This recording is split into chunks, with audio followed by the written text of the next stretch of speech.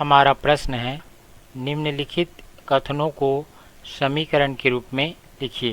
दिया हुआ यहाँ पर पहला कथन, एक विद्यालय के क्रिकेट कोच ने 3 बल्ले और 6 गेंदें 3,900 रुपये में खरीदी। दूसरा कथन है, वहीं से उन्होंने 1 बल्ला और 2 गेंदें 1,300 रुपये में खरीदी।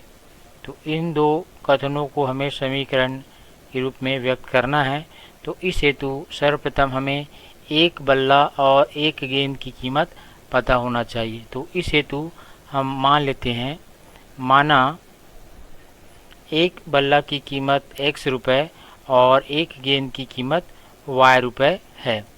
अब हम प्रथम कथन की ओर चलते हैं।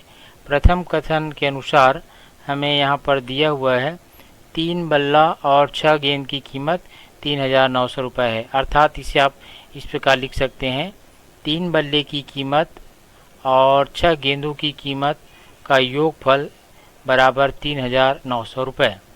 अब यहाँ पर आप ध्यान देंगे, चूँकि 1 बल्ले की कीमत x रुपये है तो 3 बल्ले की कीमत 3x होगी। तो इसे आप लिख सकते हैं 3 बल्ले की कीमत 3x रुपये।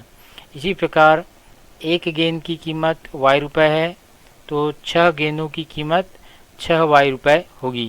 तो इसे आप लिख सकते हैं धन 6y। तो यहाँ पर 3 बल्ले की कीमत 3x रुपये और 6 गेंदों की कीमत 6y रुपये है। तो दोनों का योगफल 3,900 रुपये के बराबर होगी। तो इसे आप लिख सकते हैं बराबर 3,900। तो इस प्रकार हमें पहले कथन का समीकरण प्राप्त हुआ। इसे हम समीकरण 1 कहेंगे। अब हम आगे कथन की ओर बढ़ते हैं। अगला कथन है, वहीं से उन्होंने 1 बल्ला और 2 गेंदें 1,300 रुपये में खरीदी।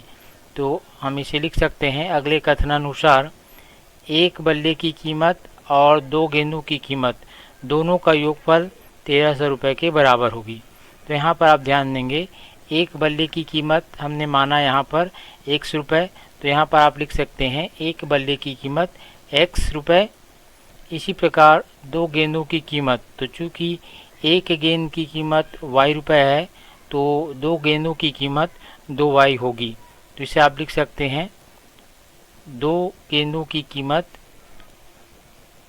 2y। तो यहाँ पर हम यदि इनका योग करें, 1 बल्ले की कीमत और 2 गेंदों की कीमत, तो इनका योगफल हमें दिया हुआ है प्रश्न में 1,300 रुपये। तो इसे आप लिख सकते हैं x धन 2y बराबर 1,300। तो इस प्रकार हमें दूसरे कथन का समीकरण प्राप्त हो जाता है। इसे हम समीकरण 2 कहेंगे।